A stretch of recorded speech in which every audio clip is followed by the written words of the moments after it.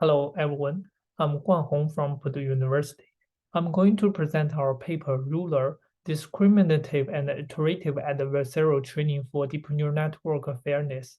This is a joint work from Purdue University and Nanjing University. Deep learning has been widely used in our day-to-day life, even in critical applications. For example, autonomous driving systems leverage deep learning models to recognize traffic signs, pedestrians, and other vehicles so that the car can drive safely. Face recognition systems use deep learning to verify identity to authorize permissions, such as in a bank or company. Deep learning is also applied to identify criminals based on their profile, historical records, etc. Financial institutions make use of deep learning to do background check, such that they can determine whether to authorize a loan to the customer. As deep learning has been employed in so many critical scenarios, any problems in deep learning can cause negative societal impact or even endanger human lives. Fairness is one of such problems in deep learning models. Many articles show the fairness problem is prevalent in deep learning. For instance, this article states the COMPASS system, which is a criminal identification system, favors Caucasians compared to African Americans. Such a bias has made very negative societal impacts. Another article finds that the credit risk assessment software is found to predict high risks for African American non-defaulters than Caucasian Asian ones. This article says more and more real-world examples of algorithmic bias that demonstrate harmful societal effects have emerged, such as gender bias. There are different types of fairness problems. Here we focus on individual discrimination. Let's look at a sample model. Given the profile of a customer, it predicts whether authorizing a loan. The individual discrimination is defined as follows. Given an input X, there exists another sample X prime that has different values on sensitive attributes, but the same values on non-sensitive ones. Here is an example. The input X has 5 dimensions denoting the features of a customer. We have another input X prime. It has a different value from the above input X in the second dimension. This dimension corresponds to a sensitive attribute, such as gender. For the remaining dimensions that correspond to non-sensitive attributes, they have the same values.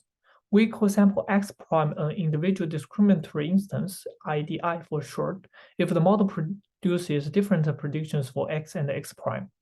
Here we pass the 2 input vectors to the model, and it predicts authorizing a loan for X and not authorizing for X prime. X prime is hence an IDI.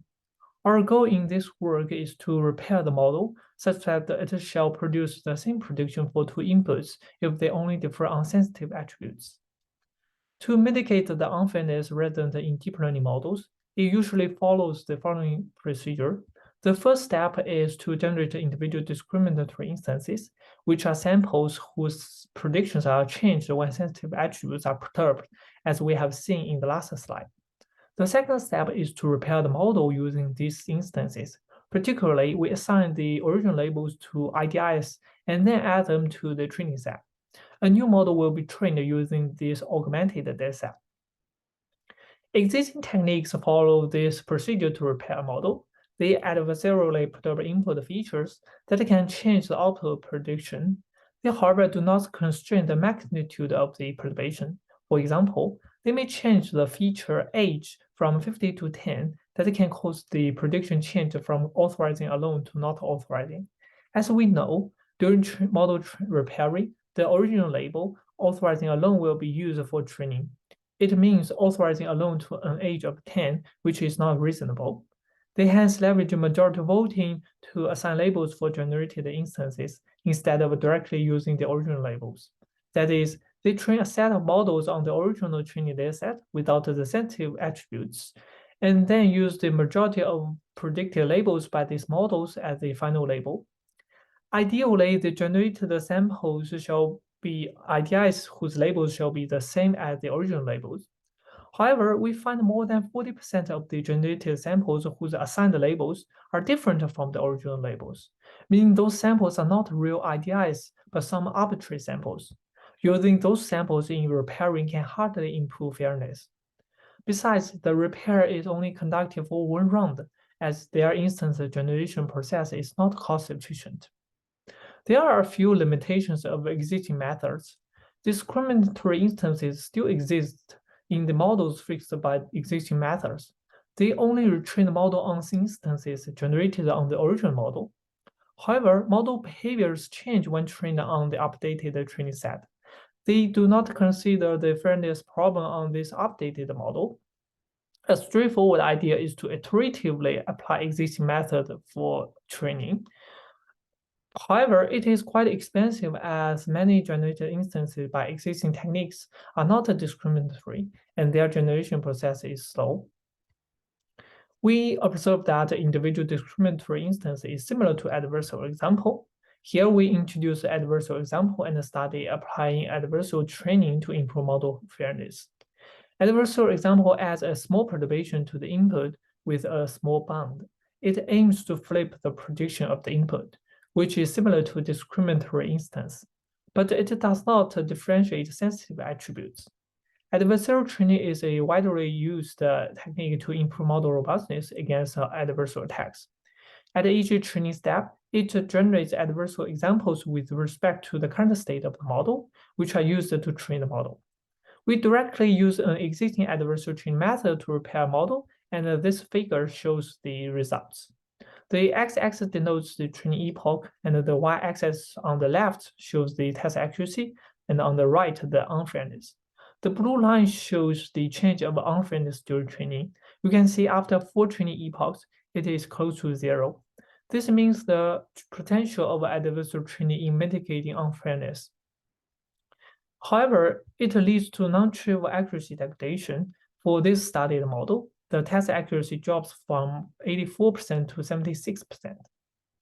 To have a repaired model with high test accuracy and low unfairness, we propose a discriminative and iterative adversarial training method. It decomposes the training procedure into 2 phases, warm-up and fairness adversarial training.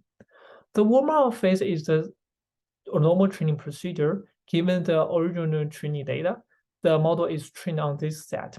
We use the validation set to check whether the model has a satisfactory performance.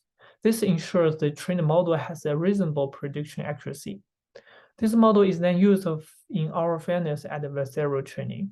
Particularly, we propose a discriminative adversarial sample generation method to generate discriminatory instances, which will be explained in the next slide. To avoid affecting normal functionalities during preparing, we also leverage the original training data. A sample fusion method is introduced to adaptively mix 2 sets of samples, which are then used to update the base model. The whole procedure is iterative and terminates when the model converges. It finally outputs an improved model with better fairness. Now let's see how our discriminative adversarial sample generation works.